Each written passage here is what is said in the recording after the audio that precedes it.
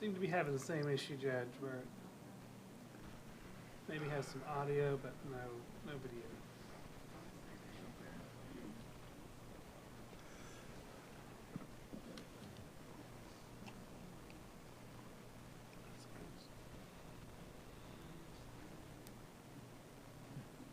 So you reboot the server? That's what they did last time. Can you call, what is the other group? Yeah. They came online and did something last time we had the problem. All right, we're gonna move on with the meeting, and if you need us to stop, we'll pause and reset it if they can figure out what's going on. Okay, well, it's 10:06 on Tuesday, November 22nd, 2022. We're here for a regular session of the Commissioners Court. At this time, I'll call the meeting to order and apologize. If you know anybody who's trying to watch it on a live stream, tell them that we're sorry we've had a problem, but we're going to move forward. They'll continue to try to get it up. We may have to pause again in a few minutes and let them try to reboot it once more. But so we're not here all morning, and respect the public that's here so that we can get this done in a timely manner. This time I'm going to ask Commissioner Martin to lead us in prayer, followed by the Pledge of Allegiance to our flags. Please stand. Shall we bow? Our most gracious Heavenly Father, we give thanks unto Thee. We give You thanks in reference to this country that we live in, the community. We thank You for everything that You have done for us. As we carry on the business of the county, may we do it in a righteous way. Give us patience, understanding, and knowledge as we do so. In Christ's name, we ask all these things. Amen. Amen. I pledge allegiance to the flag of the United States of America and to the republic for which it stands, one nation, under God, indivisible, with liberty and justice for all. Honor the Texas flag. I pledge allegiance to thee, Texas, one state, under God, one and indivisible.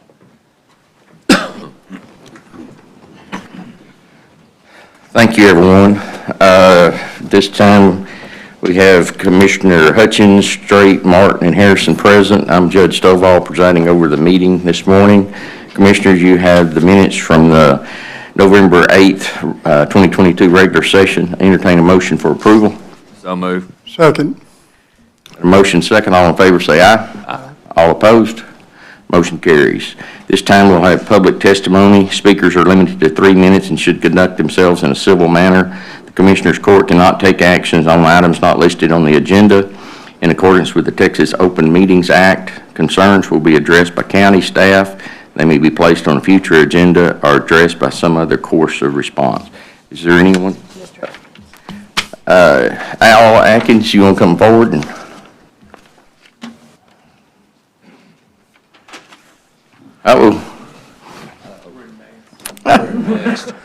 Good morning, Judge and Commissioners. I'm Al Atkins. This is Paul Park, and this is James Evans. And we're here this morning. If you recall, back in April, a room full of citizens came and asked you folks to help us with some relief for our property taxes. You listened, you evaluated Article 8 of the Constitution, and you made the choice to send the measure to the voters.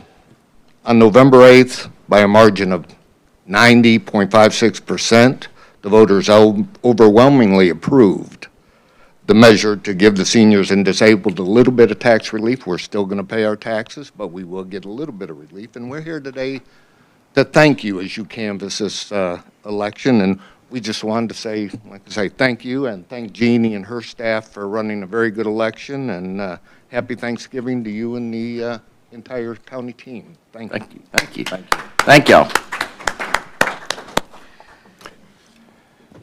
Is there anyone else who would like to speak at this time? Being none, we have no old business, new business. Commissioners, you have the consent calendar. I entertain a motion for approval. So moved. Second. Motion second. Any discussion on any items? All in favor say aye. Aye. All opposed? Motion carries. Approval of accounts payable. Make a motion, we pay the bills. Second. Got a motion second. All in favor say aye. Aye. All opposed? Motion carries. We have no line item transfers. Approval of budget amendments. Make a motion to approve budget amendments. Second. Got a motion second. All in favor, say aye. Aye. All opposed? Motion carries. Approval of payroll and personnel. Make a motion to approve payroll personnel. Second? Got a motion second. All in favor, say aye. Aye. All opposed? Motion carries. I'm going to skip number 1 for now, and hopefully we can get this computer up and so we can have our presentation. Action item number 2, the canvassing of November 8th, 2022 general election. Jeannie, and thanks for a great job. You and your team did awesome. Thank you. Thank you so much. I am Jeannie Ash. I'm the Hunt County Elections Administrator. I'm here to request that the court discuss and possibly take action on the canvass of the general election held on May 8th, 2022. Each of you should have a copy of the canvass totals in front of you. And if it's okay, I'll go ahead and start calling the vote totals. There are a lot, so follow along. This should be fun. United States Representative District 3, Keith Self, absentee 710, early voting 9,417, election day 10,490 for a total of 20,617. Sandeep Srivastava, absentee 315, early vote 2,671, election day 2,410 for a total of 5,396. Christopher Clater, absentee 15, early vote 188, election day 292 for a total of 495. United States Representative District 4, Pat Fallon, absentee 75, early vote 773, election day 2,135 for a total of 2,983. Iro Omir, absentee 32, early vote 155, election day 333 for a total of 520. John Simmons, absentee 0, early vote 14, election day 66 for a total of 80. Governor Greg Abbott, absentee 802, early vote 10,302, election day 12,640 for a total of 23,744. Beto O'Rourke, absentee 362, early vote 3,062, election day 2,998 for a total of 6,422. Mark Tippett, absentee 6, early vote 107, election day 179 for a total of 292. Delilah Barrios, absentee 4, early vote 29, election day 44 for a total of 77. Jacqueline Abernathy, absentee 2, early vote 1, election day 2 for a total of 5. Mark V. Golaby, absentee 0, early vote 0, election day 0 for a total of 0. Lieutenant Governor Dan Patrick, absentee 763, early vote 10,037, election day 12,338 for a total of 23,138. Mike Collier, absentee 381, early vote 3,153, election day 3,042 for a total of 6,576. Shanna Steele, absentee 20, early vote 247, election day 415 for a total of 682.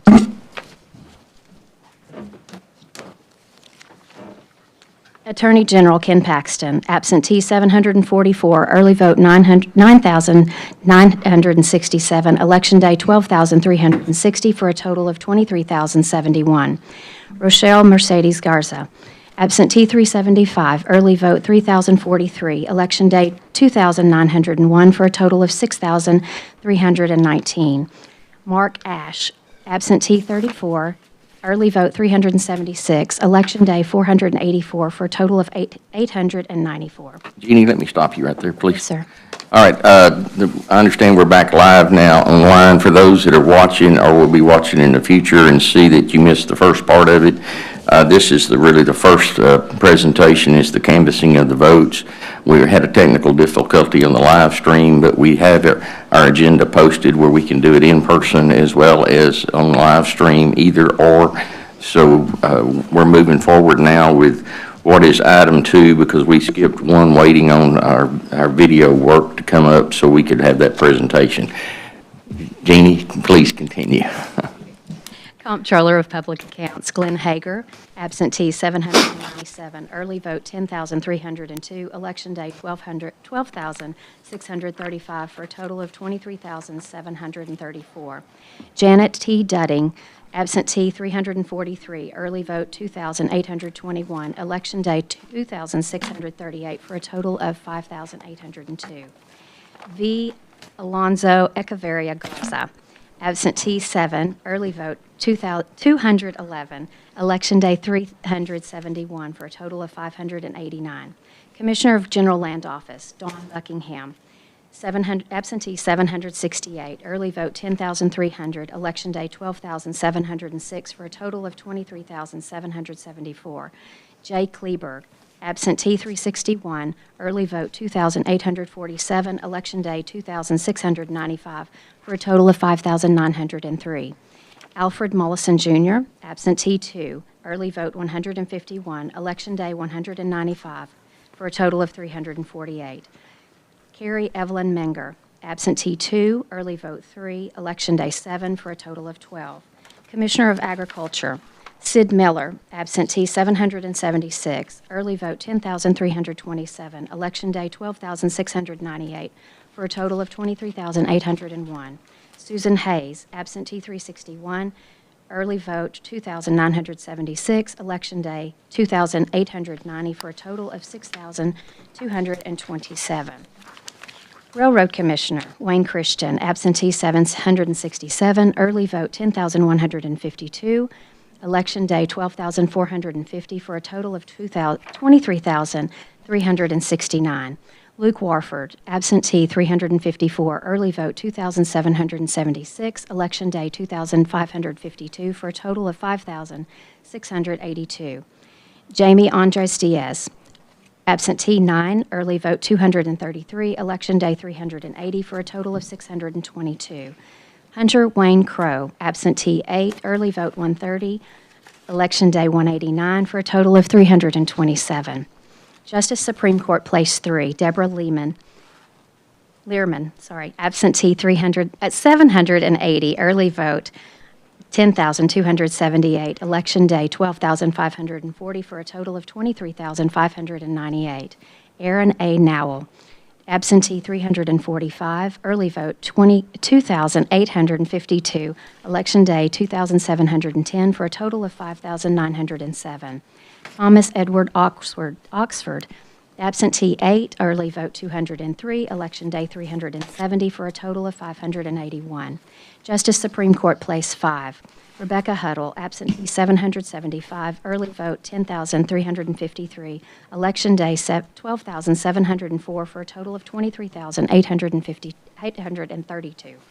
Amanda Raycheck, absentee, 351. Early vote, 2,925. Election day, 2,819, for a total of 6,095. Justice Supreme Court, Place 9. Evan Young, absentee, 776. Early vote, 10,308. Election day, 12,619, for a total of 23,703. Julia Maldonado, absentee, 348. Early vote, 2,965. Election day, 2,902, for a total of 6,215. Judge, Court of Criminal Appeals, Place 5, Scott Walker, absentee, 778. Early vote, 10,304. Election day, 12,684, for a total of 23,766. Dana Huffman, absentee, 347. Early vote, 2,926. Election day, 2,873, for a total of 6,146. Judge, Court of Criminal Appeals, Place 6. Jesse F. McClure III, absentee, 774. Early vote, 10,212. Election day, 12,709, for a total of 23,695. Robert Johnson, absentee, 349. Early vote, 2,880. Election day, 2,824, for a total of 6,053. Member State Board of Education, District 12. Pam Little, absentee, 765. Early vote, 9,976. Election day, 12,332, for a total of 23,073. Alex Cornwallis, absentee 333, 2,778, election day 2,710, for a total of 5,821. Christy Mowry, absentee 24, early vote 313, election day 469, for a total of 806. Rosalind Davis, absentee 6, early vote 6, election day 8, for a total of 20. State Senator District 8, Angela Paxton, absentee 728, early vote 9,861, election day 12,325, for a total of 22,914. Jonathan Cox, absentee 369, early vote 2,921, election day 2,818, for a total of 6,108. Edward Kless, absentee 27, early vote 277, election day 419, for a total of 723. Justice, 5th Court of Appeals, District Place 4, Emily A. Meskel, absentee 771, early vote 10,243, election day 12,619, for a total of 23,633. Marcella Moore, absentee 345, early vote 2,899, election day 2,788, for a total of 6,030. I just messed that all up. You getting tired? I am tired. For a total of 6,032. Justice Court, 5th Court of Criminal Appeals, Place 7, Christina Williams, absentee 766, early vote 10,211, election day 12,610, for a total of 23,587. Nancy Kennedy, absentee 353, early vote 2,939, election day 2,815, for a total of 6,107. Hunt County Proposition A, 4, absentee 1,007, early vote 11,522, election day 13,609, for a total of 26,138. Against, absentee 52, early vote 1,200, election day 1,472, for a total of 2,074. There were 205 provisional voters for this general election. Of those, 19 were accepted, 186 were rejected, and the following are unopposed candidates declared elected. Chief Justice, 6th Court of Appeals District, Scott E. Stevens. Justice, 6th Court of Appeals District, Place 3, Charles Van Cleef. District Judge, 196th Judicial District, Andrew Bench. Judge, Court of Criminal Appeals, Place 2, Mary Lou Keel. State Representative, District 2, Brian Slayton. County Judge, Bobby W. Stovall. Judge, County Court at Law, District 1, Timothy S. Linden. District Clerk, Susan Spradling. County Clerk, Becky Landrum. County Treasurer, Brittany Turner. County Commissioner, Precinct 2, David Monroe. County Commissioner, Precinct 4, Stephen M. Harrison. Justice of the Peace, Precinct 1, Place 2, Sheila D. Linden. Justice of the Peace, Precinct 2, Carrie L. Cruz. Justice of the Peace, Precinct 3, Christy Roundtree. And finally, Justice of the Peace, Precinct 4, Clay Rankin. Yay!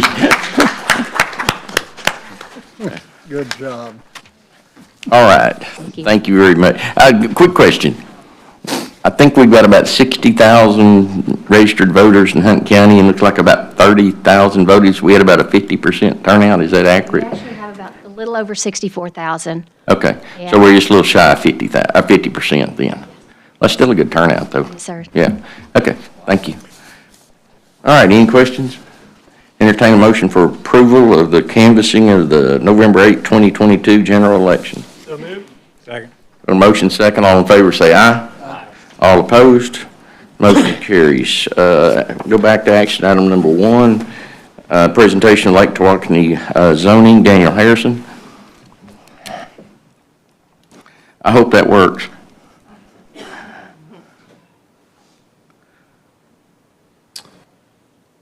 Let's see, do I need to send, or they get all that done? Nope, you're good. Is it online? Not yet.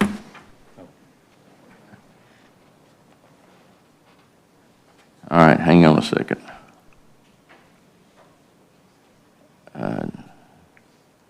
That's the desktop, isn't it? Now, see if it comes up now online.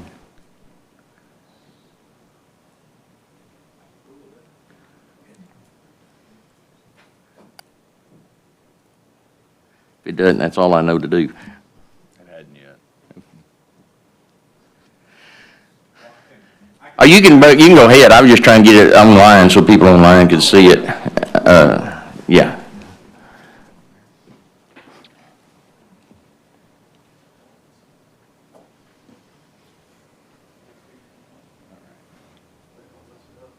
And we're going to go into a full screen here. Slide view. See if that changes it any. And then I can swap over here to do. There it is. I know. Now it's online? Okay. It's not let me-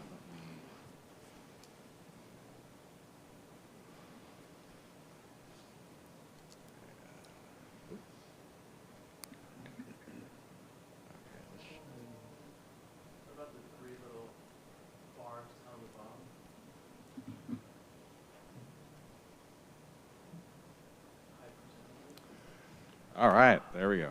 Perfect. Almost perfect. Do it? I think I got the mouse. The mouse will work. Perfect. All right. Well, thank you for having us here this morning. We're going to give you a quick, just 15-minute update about where we are and get a little direction from the court today. My name's Daniel Harrison. With me is Reese Wilson. We are the planners working on updating the Lake Tawakoni zoning regulations. And our 15-minute agenda will just talk you through where we are in the process. We'll give you a little overview of the zoning ordinance so you know what that is entailing. We'll go real quick over the revisions that we have made since the last time we met with you. We'll also have some map edits that we can show you. And then we'll talk about next steps and, of course, any discussion or questions that you may have. We'll talk about those. Real quick on the schedule, if you remember, we updated the subdivision regulations back in December of 2020. We adopted the comprehensive plan for the area in 2022. And then hopefully we're looking forward to adopting these zoning regulations here at the end of this year or in January or February, depending on getting out notices if we have those zonings. So real quick on the top 10 list, we made a lot of improvements to the document, modernizing the format, updating the text of it, consolidating districts where we were able to do that. So we think we have a real good document for you. How the document is organized, there's 9 different sections in there. We'll walk you through those real quick and about the importance of those. The first one's just a general provisions section where we set up some basic information that any zoning would need to have. Chapter 2 is talking about our zoning districts. So, of course, we established the purpose of why do we have zoning districts, what's the intent of those zoning districts. We were able to reduce the number of zoning districts we have in the area from 15 to 12, and so those were similar in nature. We were able to combine those. And what we have here on the next slide here is you can sort of see the proposed districts on the left, the existing districts on the right, and how we were able to combine some of those and also update those names to go along with the recently adopted comprehensive plan. Of course, when we get into the document itself, we'll have nice little tables and charts, a clear purpose statement, what the district's for, and then tables explaining what the minimum lot area, if someone is going to subdivide and create a new lot in a zone, what that minimum lot size would be, and then also the dimensions that go with that lot size. Here's just a quick example of what those standards entail, so you can sort of see how we're measuring from a building. Chapter 3 is our use regulations. So, of course, what zoning does, it controls the use of the land, homes over here, businesses over here, and that's what we do. And so we have some specific standards for different types of uses. We have a very helpful use chart so everyone can see what zone they are in and what the uses are allowed in those zoning districts. All these uses that we have on the left side of this table have a definition, so everyone can click on that and it'll take you to the definition in the document so we can know what the definition of an automobile dealership is. If we have specific standards that go along with that use, that's also part of the table, so you can click on that and see what those standards are as well. We have some general development standards, so when we have a business developing along one of our corridors in the zoning area. There's standards for how much parking that business needs to provide, as far as also landscaping, how to address trash and dumpsters, those different elements as well. Chapter 5, we talk about procedure. So we just talk about when someone's required to have a public hearing. This is typically when we're doing a rezoning, notices and things like that. So all nice tables and charts to really clarify when there's a public hearing required at the Lake Tawakoni Planning Commission and when there's a public hearing required here at the Commissioner's Court. Chapter 7, just talking about enforcement. How do we enforce the regulations, different options there. Since we last met with you, we have met with the Lake Tawakoni Planning Commission, also Commissioner Martin, and we'll highlight some of these changes here, but we added some lot frontages to match the subdivision regulations. We added a sign variance, added frontage variance process, added some uses such as a stable as an accessory use. That was a big discussion at the Planning Commission. Event venue as well. We revised district dimensions to match staff's request, and then we also did some other just cleanup on there. So how does that look on the screen? You could see sort of that green area highlighted. We added that minimum lot frontage based upon our discussions. Cleaned up some variance processes in there. So if someone was having to do a sign, how they get a variance for that, that's just a process that we have outlined in there. Same with our lot frontage requirement. This table at the very bottom is just showing that personal stable, having that use on there. That was something we added. Same with event venue on there at the recommendation of the Lake Tawakoni Planning Commission. And then also we looked at the setbacks and all those to see if we needed any revisions as well in there. Added an visibility triangle in there, so when we're at intersections, it's very clear when a car pulls up to the intersection, there's nothing blocking them at that corner. So there's a little sight visibility triangle where we try to keep things out of a certain distance so people can see what's coming around the corner. So I think all the text at the Planning Commission, all the text amendments were well received. They were happy with those. Most of our discussion at our last meeting here just a couple of weeks ago focused on potential our zonings, not rezonings, but zoning. So zoning where there hasn't been zoning before. And if you look at this, and I have a laser pointer here, we'll just focus in two areas, one around West Tawakoni and then the far north area. So we'll look at that here. If we look at how many properties this could potentially affect, this is 201 properties, which would have potential new zoning on them. That's roughly just shy of 1,700 acres. Here's the current zoning map that you could see. Just wanted to highlight a few areas. This red line is the furthest extent that the county can do zoning, and that's basically from the take line of the lake that's set up by state law. There's a few areas where there currently is not zoning, far north, and then we have two of our far west areas where there's no zoning. Was that caused by previous mapping errors, or was that just not dealt with? That was just, we don't necessarily know the reason why that wasn't zoned. It was just not zoned on the previous map. So there's a few areas that just didn't have zoning. Sure. It was not included. We know, but my question was because with new technology with mapping and all, I just didn't know if it got left off of the map on the old one where we're picking it up this time, so. And that was, oh, sorry. May I ask you a question also, because this came up earlier? You go over there by the 2 Mile Bridge, over there on the right, now drop down about an inch, okay, up a little bit. There was a spot right there at one time that was not included. Is that, am I correct? Correct, yes. Okay, did we go on and encompass that or not? We had that discussion because all these areas that are not vacant, since we're, of course, updating the zoning map, we asked the Planning Commission, do we need to zone any of these areas? You're within your authority to zone. We don't know why they weren't zoned, but we could take a look at zoning them now. So we went through each one of these areas with the Planning Commission to discuss that, and I'll highlight all those with you here in just a second. But once again, here at West Tawakoni, and I have some slides where we zoom into these areas so you can see that a lot better because we are talking about a large land area. So here around West Tawakoni,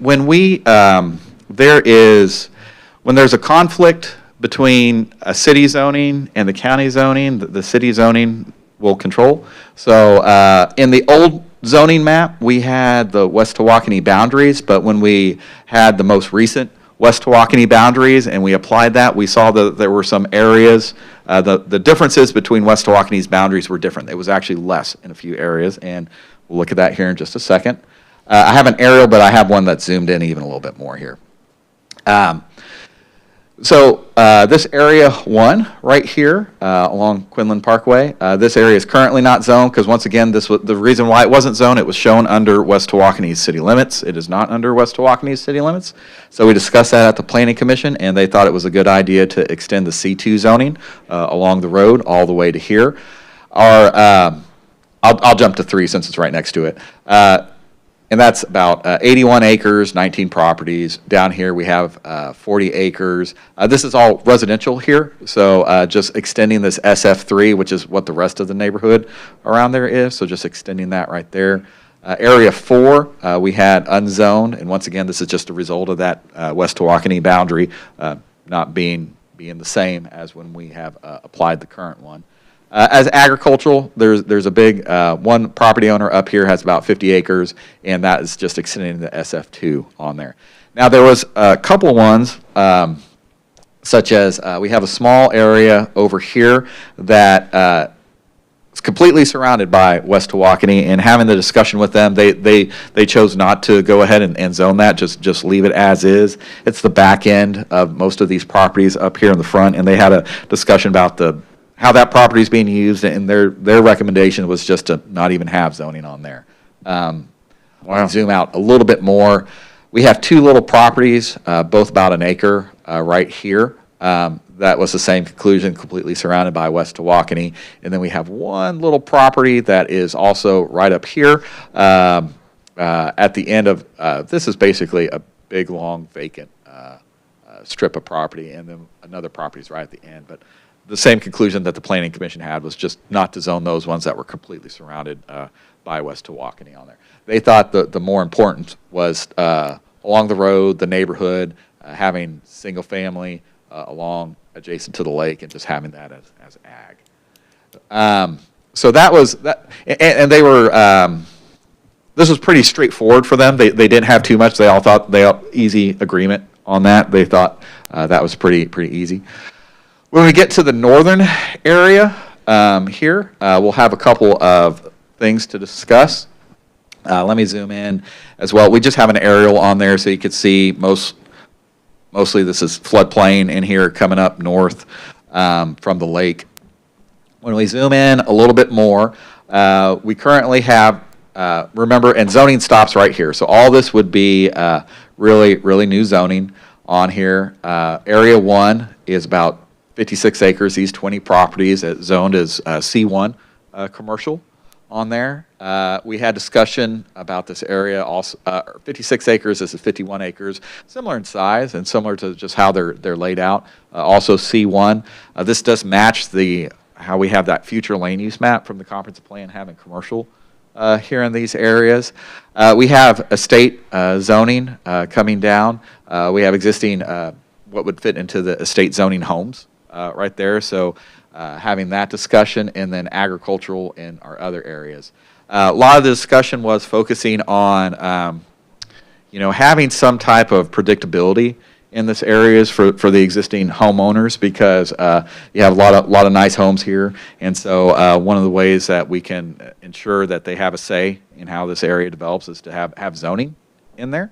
And so they were seeing zoning as a way to protect the existing homes here, and to sort of as 69 develops in the future, what could happen along there? Yes, you could have more, you could have things that residents probably wouldn't want to see, like the auto salvage and things like that. So, what do we want to see along 69 there? So that was discussion. We originally had this maybe as we do have some homes in there, so there was a little bit of a discussion about, like, should we have single family or another type of residential category in there, rather having C1. So that was some of the discussion that we had at the Lake Tawakoni Planning Commission. So those were the major discussions, and so what, of course, we're doing here today is, before we wanted to proceed any further or to think about, because if we do zonings, the property owners would be sent a letter letting them know that they would be falling under a potential zoning for their property, and there's going to be a public hearing at the Planning Commission and a public hearing here as well. So before we send out any letters, we'd want to see if that would also be the Commissioner's Court intent. And you don't have to decide today. That we don't have to make that decision, but you could also do so if you wanted. So everybody in that whole area will be sent letters, even if it's for agricultural? Yes. So Everybody that's in that area, okay. a total of 201 people is what we estimate Okay. would be the property owners in there. Even though that's a large area of land. That's just the future land use, so you could see, basically it's matching the future land use where we have our commercial retail in there and then single family around it. And once again, we vetted all the other areas that did not have zoning, and their recommendation was to keep it as not having zoning in those other areas. Those were the only areas that would be suitable to apply zoning now, if that's, of course, what the court would like to do. So looking at our next steps, of course, we're here today just to give you an update. If you want to proceed forward, what we could do is start, whatever changes we have that you'd recommend, we could start making those. The quickest we could probably go is mailing out notices. Legally, we got to send those out 11 days before our Lake Tawakoni Planning Commission meeting, and those are all regularly set, so that would be the January one, so we're just sort of backing into those dates. We can also meet in February. There's no rush to do this because people get a lot of stuff in their mail around Christmas, so maybe that's not the best time to send the notice out. So what we could do is basically slide these dates to the Lake Tawakoni's February meeting, and then so this would just roll up to probably about 2 weeks after their meeting. We'd come to you for a public hearing. But once again, if you want to have some more thought about this, we don't have to, like I said, we don't have to make a decision today, and we could just slide this till it's the appropriate time to send those letters out if you would like to do those zonings on there. So with that, I think that brings me to the end of the presentation, and any questions? Yeah, Daniel, I think I'd like to ask the P&Z to reconsider those areas that weren't zoned to the west of Quinlan, at least zone them ag, so we send notices out so that they know they're in that zoning area, even if it's just ag like we did up north, because that way, time changes, somebody will forget about it, and something will develop out there that we wish didn't, and then they're going to be pointing fingers at us. So at least if we go ahead and just make it ag where it's not controversial, then if the point in time comes, and I don't know those areas, there may be floodplains and some of that, I don't know, but it's not a big deal to make it, and there's not that many people in that area, so that would be my request, to let them discuss it, and then court can talk about it later. I agree with that, because also, if I'm not mistaken, there was one person that had to do with that right there, the most northern one, about possibly putting in something besides residence right there, so I do much agree with that. We probably ought to get somebody from at least make Roanoke aware of it, because that's kind of coming into their town. They might be interested in what's going on out there, and we might get somebody. Brian, you might reach out to the mayor or somebody over there and just let them know what's going on, so at least they're aware of it, and if they got any comments, at least we got their feedback, because it will affect them more than any of the rest of us. I tell you what, in reference to the northern part, I was talking about that down by West Tawakoni a while ago. I was talking about West Tawakoni, that one piece that I was talking about is down the one that sits up on top right now, on the way to the yellow, up to the top. There you go. That one right there, I believe there was a person involved in something in reference to that. I don't know whether the letter transferred. Okay, so basically I think that needs to be put in.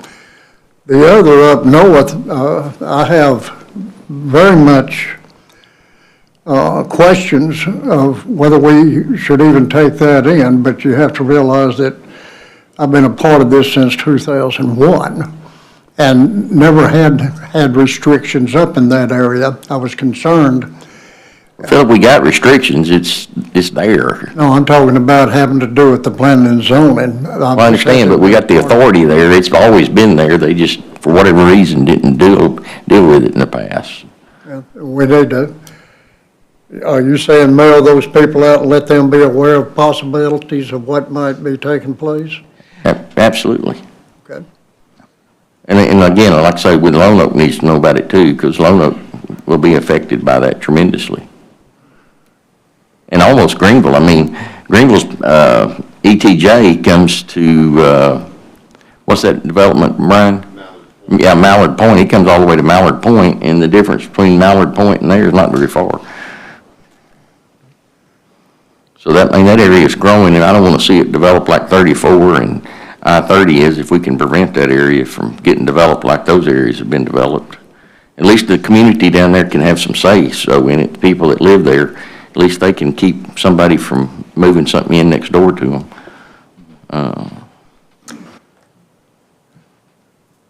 And I'm sorry, go ahead. If we're done with that, I was going to move to another subject. Go back down to West Tawakoni, and this may be a Daniel Ray question, either one of you. Where those areas are just cut out, can we encourage West Tawakoni to take those in? I mean, that's real weird for them not to have had those or understand why they don't have those little areas in, if that's just an oversight and they need to clean it up, or... Only if the property owners get consent to the annex. Right. But I mean, I don't even, but the way that map, if you didn't know better, you'd probably think you were inside the city based on all the maps, so Is how it, do we pursue that just to make sure that that's not clean, so we can try to get it cleaned up, or just reach out to West Tawakoni, or how do we do that? Yeah, I mean, there's no restrictions on what you can do. I mean, you can certainly encourage them to do that. The way that the rules are changed, the laws changed 2 years ago, or 4 years ago at this point, they can't unilaterally annex. It has to be done with property owners' knowledge. that's right. And they can't do any sort of, I mean, basically, if it's not zoned by this group and by the other group, then it's not going to get zoned. And that's dangerous to me. Hey, Daniel, you're not coming through very loud on the audio. No need to repeat that, but could you step to the mic when you Yeah. talk? Basically, those areas that are outside of the current city limits of Right. West Tawakoni and every other city in the state, basically, absent some very special things that don't apply to these, cannot unilaterally annex those. And so this group and the Planning and Zoning Commission are going to have to either zone those, put them in a zoning category, or certainly the county, if it wants to, can encourage West Tawakoni to talk with those property owners and obtain consent to annex those areas. That would give them the authority to put those in whatever zoning they have. Right. That on the bottom right there that's red, it says NZ, if I'm not mistaken, that's Telephone Road. And the majority of that, I believe there's 2 houses right there. Am I correct? There's 2 houses right there. And the rest of it to the south is all Sabine River Authority. But just 2 houses exist right in there, 2 pieces of property outside the city. Judge, just going back for clarity, you were requesting that we look at the 2 western areas and the northern area? Yes. We don't have a zone. Yeah, just make it ag, and at least put them on notice out there, and that way, if future, I mean, the county's growing from west to east, so that could get hit before any of the rest of it does, and if we got some jurisdiction over it, we might stop some neighbor from out there getting hurt in a zoning request. I agree, I just wanted to Yeah. clarify, make sure. I don't have any suggestions for anything but ag, I just think ag and put them on notice. I agree. Well, we may have to put everybody on notice. There's a new, Well, that's fine, whatever we have to do, I just want to make sure that we're protecting all of the property owners out there we can. there's a new case against the city of Austin that came down a few months ago that undid their whole zoning ordinance redo because they didn't put every single property owner in the city on notice. So I'll talk with Daniel about that, but that may be if that applies here, I don't know if it does. We might have to send letters to literally every property owner instead of just the people whose zoning is being changed. Right, well, that's fine too, so, okay. Anybody got anything else? All right, Daniel, thank you. Judge, Yep. I want to tell you something. It's been a pleasure working with y'all on this, and I want to give recognition to Brian back there. I tell you what, he's worked hard on this and has been a part of it, and we thank you. All right. Let's see, let's get back to, I should be switching back to the regular camera now. Did we come back? Not yet. Now we are. Okay. All right, action item number 3, the approved contract with Trot Communication for Radio Tower Consulting. Daniel, for the court, the Trot's who we were using originally on the radio system that we paid them, I think $17.5 was what the last contract was for, just to look over the presentation made by L3 Harris. And now that we're in the construction mode and headed forward, we want them to be involved in all of the site selections of the antennas as well as the installation to make sure it's all installed according to our specs. So that's what this is about. Yeah, and this is, the packet I handed you this morning, this is just that one page thing. It's the second page in the packet. This is, if you approve it, it would be an amendment to the previous contract from about a year ago. This is the one we talked about in executive session last time. It's just this one-page amendment. Trot has already actually been working on this. We signed a $17,000 contract with them for their initial work, but they only spent about half of that initially. And so they've been working on with the leftover money to work with the county and with L3 and with all the cities and radio tower owners that we need to work with. If you remember when we were getting information on the price of the various contract pieces, L3 offered to do this part, but it was going to be dramatically more expensive. This contract, if we continue to stay with Trot and they do this, first of all, it provides some distance between us and our contractors, and it also is going to save approximately 60 or 65% from what L3 would have charged for the same work. And they charged Van Zant $200,000, but they were through the whole planning stage and the whole 9 yards. So we've saved $80,000 thereabouts by not having them on board all the way. So. Yeah, that's one part of the savings. There's a whole other separate. Yeah, right. That's one of the pieces. All right, entertain motion for approval. So moved. Question. Was that a second or a question first? This is a question. Where's the money coming from? Oh, from capital improvements. That, we need to know that. Okay. Yeah. Capital improvements with the rest of the radio stuff. I'm sorry. I second that. Okay. Thank you. All right, got a motion second, any discussion? All in favor say aye. Aye. All opposed? Motion carries. Action item 4, the Office of Constable Precinct 3. Constable Sheets, you want to come tell us what's going on in your precinct?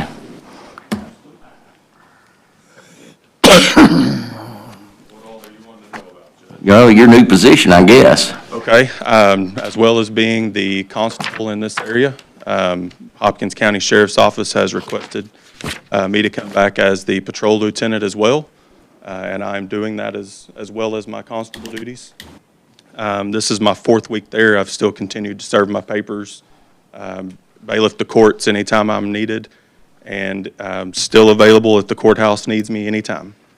I know I've bailiffed 116 hours at the courthouse this year, as well as helped with courthouse security. How much in the last 4 weeks? What's that? How much in the last 4 weeks? They haven't requested me in the last 4 weeks, but I have spoken with Blaine Roberts. He does know that I'm still available. The bailiffs still know that I'm available. And as the patrol lieutenant at Hopkins County, they understand that Hunt County comes first. This is my elected position. If I have papers, if I have court, if I have anything, that comes first. And I'm not on a set schedule. My schedule is work whenever I can work. get my 40 hours, and that be it. So it's a full-time position at Hopkins County with retirement benefits and all that, just like you have here as elected position? Correct. So you're double dipping insurance and retirement, From 2 different counties, yes, two sir. different counties. But I'm Do putting. you think that's fair to the public, that you're not available 100, all the time? I am still available all the time. Well, but you're not, because, you know, you're representing a precinct that has Wolf City and Celeste, and they have very limited law enforcement, and they have no resource officers in their school. And you don't think it'd be important that our constable that swore and took an oath to represent the taxpayers and voters of this county, that you would be out on the street and visible around the schools during school day and backing up these other police forces that don't have much going on, instead of being over in Hopkins County serving the population and voters and taxpayers of Hopkins County? Don't you think that a body camera would be acceptable for anybody that's going to be out here doing those things? I do, when we had the availability to do it. The sheriff's office, you requested that early on, and at first I said yes, then I said I had to back it up and say no, because at the time, our camera system was down at the courthouse, and y'all were all gonna have to drive in and download it at the sheriff's office. Our sheriff's deputies that I did, was- the the one that sheriff's I deputies requested. did not have them until, what, 3 months ago, Sheriff? We're just able to get cameras for the sheriff's deputies first, and you had a camera available to you that would have worked, because you have another constable using the camera that he bought himself for $200, and y'all wanted us to spend $35,000. Which, if we had the availability now to buy the cameras for that, and they work without having to drive all the way in, then we can certainly reconsider that, but that's not what was going on, and that has nothing to do with this discussion. The discussion is, you're an elected official, you're an embarrassment to me as an elected official, Well, you're because an I can't go embarrassment to me take, as one, I so- can't go take a full-time job and do my job and represent the citizens. I don't think any other commissioner up here can represent them, and I don't think the sheriff can go out and represent anybody else, or any other elected official is going out and taking a full-time job except you. The Attorney General says I can. He says you can, but that doesn't make it right. It doesn't make it right. What's right is to uphold your oath and be here all the time. And what happens if you're, and what bothers me is, In my oath, what if I you're never swore to if be you're in a here 100% of high-speed the time. chase and you cross the county line working for either party, both counties are going to get sued. Well, that's why we have. So you're attorneys. putting us in danger. At least if I'm in their county, I have a body camera. Why would you put our taxpayers in danger? Me being here is just as much a danger as it is. Yes, being but there. it's on your job here. It's not when you're working for somebody else. The Attorney General says I can, Judge. I know you have a problem with it, but I've talked to most of my voters in my area, and none of them have an issue with it. And they're the ones that I care about, Judge, not you. That's fine. We'll see what they say later on when they all find out about it. Most of them already know. I bet they do. Commissioners? I'd like to say something. I tell you what, I looked into this very much so, and I appreciate Daniel Ray also, but I checked with TAC and I checked with everybody else in reference to it. In actuality, I believe it's 2004. This came up in Galveston County. Came up in Galveston County, and the patrolman involved in it sued, actually won the suit. Gray Abbott was the Attorney General at that time. He came out with what they call dual certification through 2 different. At one time, you could not be certified. Am I correct? Correct me if I'm wrong on anything. Dual certification, and it made it legal. Okay, but, you know, it makes it legal, but is it ethical? Understand this, that we've had commissioners having, and I'm looking at the policy also while I'm trying to talk.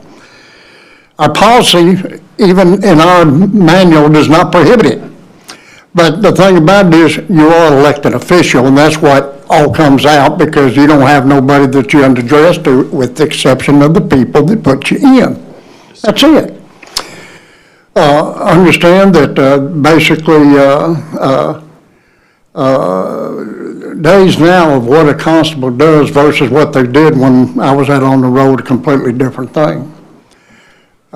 We had them out there backing up other law enforcement, sheriff's deputies and stuff like that. I believe the sheriff's back there, he can confirm this. What you're doing, basically, by law you can do. Yes, sir. By law you can do. I checked with the, in reference to budgets and stuff like that. In actuality, budgets don't even come to it, and I appreciate Daniel Ray and reference that he addressed that with handouts also. I tell you what, it's very important, and the judge brought this up. It's very important that you be on call. We've had a different type of constable, but we have a different type of world. There's no doubt about that. I'm sitting back what can legally be done, and basically as far as budgets and stuff like that. And I did talk with PAC, and basically you are legal. But that doesn't necessarily make it all that much right, okay? I know I'm saying that. We've had judges that were police officers over in Collin County, in which this is judicial. It's judicial versus executive. As far as it's very common, I have found this out, for this to take place throughout the county. Yes, sir. Approximately 90% of law enforcement have secondary jobs. I agree. And that Your goes all the secondary way job, back not to full-time. 70 and 71. That's true. And the thing about it is even the deputies, basically, if it wasn't for, especially in reference to some of these areas, there's not a lot of policemen. We need more. I'm not telling you that I agree that it's right, because I have my own opinion, but I can say it's legal. And that's something you'll have to address, whether your constituents that put you in the office, I didn't put you in office, the people up there, they'll have to decide that. But on the other hand, understand this right here, and I don't think we can legally do it, and thank you, Danny Ray, for bringing the attention. In actuality, I don't think there needs to be a defund in the police anyway. Whether it's a police department, or whether it's constables, or whether whatever, we need everything we can get. And, Where did the fund of the police come from, Philip? pardon? Where did the fund of police come from? Well, basically, they were talking about changing budgets and stuff like this, from my understanding, and that would be defunding, in my opinion. But I think realistically, if you're going to try to cut somebody's salary or this and that, I don't think that can legally be done in reference to the attorneys that I talked to, and also what Daniel gave us. I'm not happy about it, but it's legal. Yes, sir. And I can understand the judge being concerned. I'm concerned. I think everybody ought to be concerned. But there's a lot of things that are in the law that I don't agree with, but as a police officer, I have to go with it also. Yes, sir. That's it. Well, and my hours are not 8 to 5. I work crazy random hours over there, and I'm here most of the time that school is still in session. So I'm still around the schools. I drop my kids off. I pick my kids up from school. I'm around the schools. I'm there to respond in case something happens most of the time. Anybody else? Well, I was just curious, being a commissioner in this county is a full-time job. But if I kept my business going, in which I did not when I became commissioner, is that not a conflict if I had my business and being a commissioner, trying to run my business and run the part of the county? Well, what they're saying, Randy, is it's legal, but I don't think it's right. Okay, I understand what you're saying. As long as it didn't. Wade, I won't go over the legality of it because it's clearly been established that it's legal. I've observed working around you that you care a lot about your community. Absolutely. You live there, your parents are there, kids go to school there. I don't doubt for a minute that you are going to do everything within your power to continue serving it as it needs to be served. There are legitimate concerns and questions with you having that other job. I don't think bringing you up here and calling you names and such is a good way to It's embarrassing for the entire county. address those, but what's done is done. So we'll be keeping an eye out, making sure that that area continues to be covered as it needs to be. If it's not, we'll call you. Absolutely, and if I failed to do my job, I'll be the first one to tell you, this is getting overwhelming, I cannot do both anymore. I have no problems looking in the mirror and saying where my faults are. So aren't There's you- 168 hours in a week, and I'm working 80 of them. That still leaves me over half of I'm sure the you week. understood when you made that decision that there'd be extra scrutiny that came with it. That's Absolutely. deserved and fair. It really what bothers me, you're saying you're working 80 hours a week, and then you got it 80th hour, and there's a chase, and you jump out of a car, and somebody gets shot, or you get shot, or you shoot the wrong person. That bothers me, because you're wore out. That's why pay me to do the job and not somebody else. Well, I understand, but you are human. You're not a superhuman, and 80 hours a week is a lot to work, and to be under the kind of stress and the position y'all are in to have to make split-second decisions, I don't, that makes me real nervous for you and the citizens that you're going to be trying to aid when you're actually maybe more hurting them and I hope that never happens. But it is a concern. I mean, it concerns me a lot. You are also licensed as a detention officer, aren't you? Correct. Certified? Yes. So we got 16 vacancies in our jail. If we call you to come work, you gonna come work the jail? If we need help, we don't have people to work, I will fill in where I can to help out. Okay. Anything else? Commissioner, anybody got anything else? At a later date, I want to talk about your vehicle. Vehicle's not in your budget. You got a brand-new vehicle, and I want to talk to the court about that at a later date. Okay? Thank you. Yes, sir. All right, action item 5. The request to have County Road 4219 added to Precinct 4 Road and Bridge inventory. Make a motion to approve this. Second. Got a motion second, all in favor say aye. All opposed? Motion carries. Action item number 6, the request to install a 4-inch HDPE poly low-pressure under 60 PSI natural gas line in the right-of-way of County Road 2606 under normal stipulations in Precinct 2. Just make a motion to approve this request. Your Honor, may we have a discussion? Sure. Listen, I appreciate that. I've done some study in reference to this right here, and I couldn't understand why. In fact, I don't have a gas line down any of my county roads. They're bringing it in from the west side of the county. Yes, sir. Yes, sir. I understand that. And basically, on some of these roads, they're 40-foot right-of-ways. And which I have talked to other gas companies, and they said that a lot of them coming in like this are getting beyond our right-of-way and going in and getting this property. I believe this has something to do with and maybe you can help me, this has something to do outside the judicial territory within Royce City, am I correct? I think it has to do with Caddo Mills. Caddo Mills? Yeah. It's on the west side, it's the far west side of our county, next to Collin County.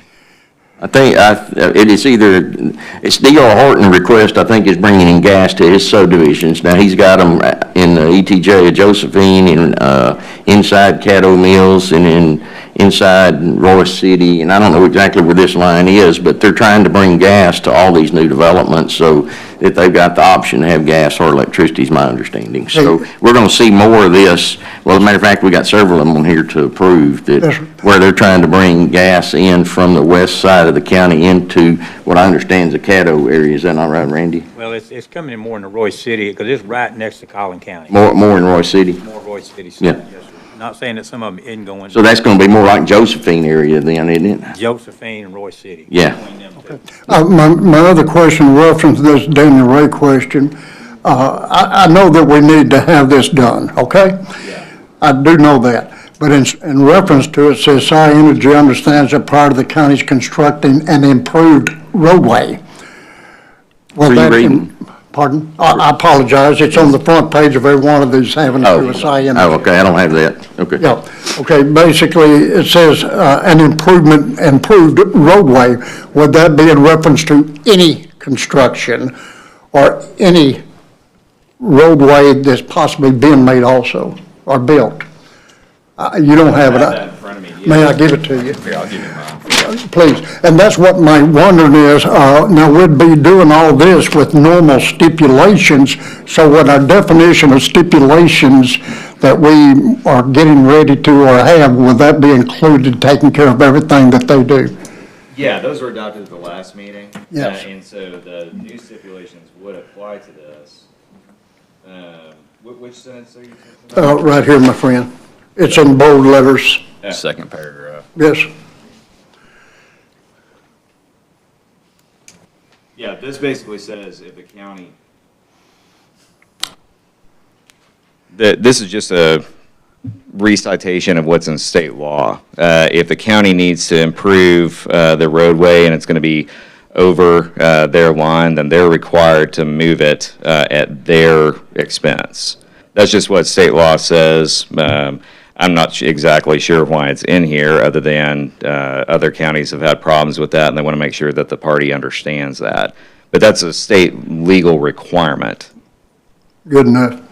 And so with this normal stipulation, as it says, we'll be all right and we'll be covered under our definition. You agree? Absolutely. Good enough. That's the only question I have. Thank you. I talked to Brad Coleman, that represents High Energy, and we discussed this about, them being responsible for their gas line in case we widen our roads, and he understood. He said, yeah, we understand it. It's our responsibility to move it if they need be. Yeah, there's a section of the Texas Water Code that basically says this for all utilities. If the county needs to move the road, then they're required, if necessary, to move it at their own expense. That's why nearly all the water companies now are getting private easements instead of putting in state right-of-way, because as the right-of-ways have widened and they've had to move quite a few lines, so now they're not putting them in the right-of-way anymore. Because then if they widen the right-of-way, then they have to pay them to move their lines, so. And All right, so we had a motion? I'll second it, but also for your information, the Railroad Commission has over the seal of all this. Now, Well, they do because it's gas, but the Railroad Commission is subject to the The Railroad Commission does have general jurisdiction because it is gas, but the TCEQ through the administrative code actually regulates the locations. TCEQ has, Railroad Commission has jurisdiction over production of gas and transmission, but the location of the lines comes down to what's in the government code, local government code, administrative code, and water code. good enough. Thank you. I'll second it. All right, got a motion second. All in favor, say aye. Aye. All opposed? Motion carries. Action item 7, the request to install a 6-inch HDPE poly low-pressure under 60 PSI natural gas line in the right-of-way of County Road 2613 under normal stipulations in Precinct 2. Make a motion to approve this request. Second? Got a motion second. All in favor, say aye. Aye. All opposed? Motion carries. Action item number 8, the request to install a 6-inch HDPE poly low-pressure under 60 PSI natural gas line in the right-of-way of County Road 2617 under normal stipulations in Precinct 2. Make a motion to approve this request. Second? Got a motion second. All in favor, say aye. Aye. All opposed? Motion carries. Action item number 9, the request to install a 4-inch HDPE poly low-pressure under 60 PSI natural gas line in the right-of-way of County Road 2626 under normal stipulations in Precinct 2. Make a motion to approve this request. Second? Motion second. All in favor, say aye. Aye. All opposed? Motion carries. Action item number 10, the request to install a 4-inch HDPE poly low-pressure under 60 PSI natural gas line in right-of-way of County Road 2656 under normal stipulations in Precinct 2. Make a motion to approve this request. Second? Got a motion second. All in favor, say aye. Aye. All opposed? Motion carries. Action item number 11, the request to install a 4-inch HDPE poly low-pressure under 60 PSI natural gas line in the right-of-way of County Road 2658 under normal stipulations in Precinct 2. Make a motion to approve this request. Second? Got a motion and a second. All in favor, say aye. Aye. All opposed? Motion carries. I'm starting to feel like Jeannie Ash. Read all. Action item 12, the request to install a 6-inch HDPE poly low-pressure under 60 PSI natural gas line in the right-of-way of County Road 2668 under normal stipulations in Precinct 2. Make a motion to approve this request. Second? Got a motion second, all in favor say aye. Aye. All opposed, motion carries. Action number 13, widening the road of 4 feet for approximately 1,015 feet to Chapel Road of Oil Sand in Precinct 2, money in escrow. Make a motion to approve this. Second? Got a motion and a second, all in favor say aye. Aye. All opposed, motion carries. Action item 14, the widening the road 4 feet for approximately 733 feet from County Road 2537 of Oil Sand in Precinct 2, monies in escrow. Make a motion to approve this widening of 2537. Second? Got a motion second, all in favor say aye. Aye. All opposed, motion carries. Action item 15, the widening the road 7 feet for approximately 1,317 feet of County Road 3517 of Oil Sand in Precinct 3, money in escrow. So move. Second. Got a motion second, all in favor say aye. Aye. All opposed, motion carries. Action item 16, the upgrade of approximately 700 feet of County Road 4618 from dirt to rock in Precinct 4, money in escrow. So moved. Second. Got a motion second, all in favor say aye. Aye. All opposed, motion carries. Action item 17, the final final plat of Presti Estates being partly inside the city of Portree and partly in Precinct 2. Brian, Daniel, y'all want to brief us on? Commissioners, this is one we approved last time. I believe it was conditionally because of Portree, part of it being inside Portree. Yeah, Poetry does not have any subdivision regulations, so there was some discussion with the city of Poetry.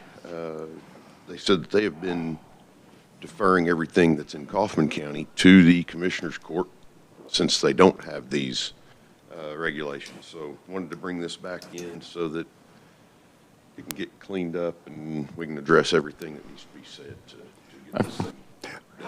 May I ask you this, did they sign over the authorization for us to have everything outside the? Not yet. Not yet. They don't have anything in place yet. So Daniel, are we okay? That's my only, Yes. Okay. I think you can revise or the motion from last time. approve it to completely approve that plat. Since the city's put us on notice that they defer those decisions to the county. We're going to get them to take official actions at some point, hopefully. They're in the process of writing theirs, supposedly. Yeah, I'm not sure what all's going on there. Okay. All right. I entertain a motion for the approval of final plat Presti Estates. Make a motion to approve this. Second? Got a motion second, all in favor say aye. Aye. All opposed, motion carries. Anything online, anything from the public?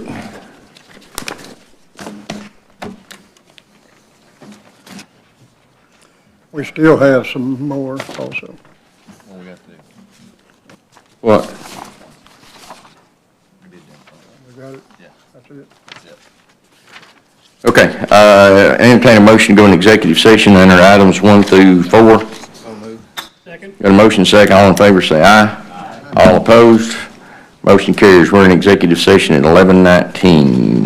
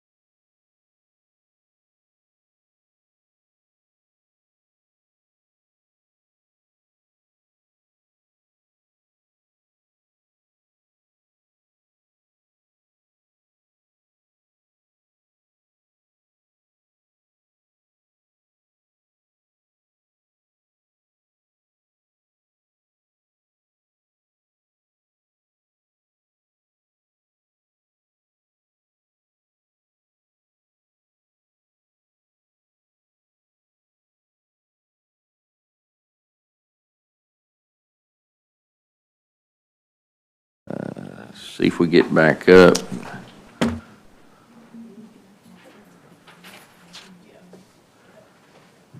We're up, Judge.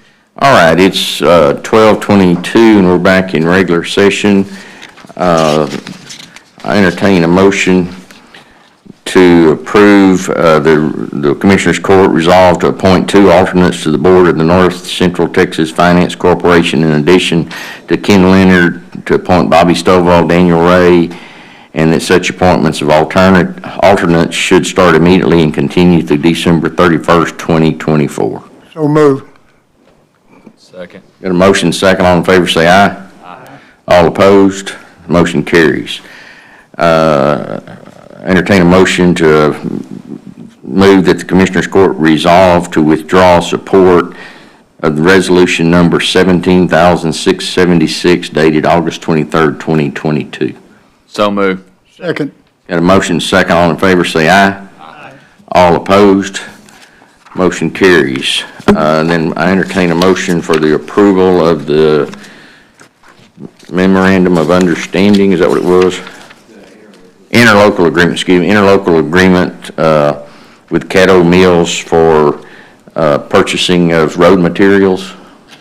Is that right, Daniel? That's right. Okay. Yeah, so moved. Second? Got a motion second, all in favor say aye. Aye. All opposed, motion carries. Is there anything else before the court? Anything online? No comments online? Okay. Wish everybody a happy Thanksgiving. Happy Thanksgiving to everybody in the public and to the court, and it will, We'll be closed Thursday and Friday. yep. Everybody don't eat too much turkey. Entertain a motion to adjourn. So moved. Second, something. We got a motion and a second. All in favor say aye. Aye. All opposed? We're adjourned at 12:24. Thank you. You need to say aye.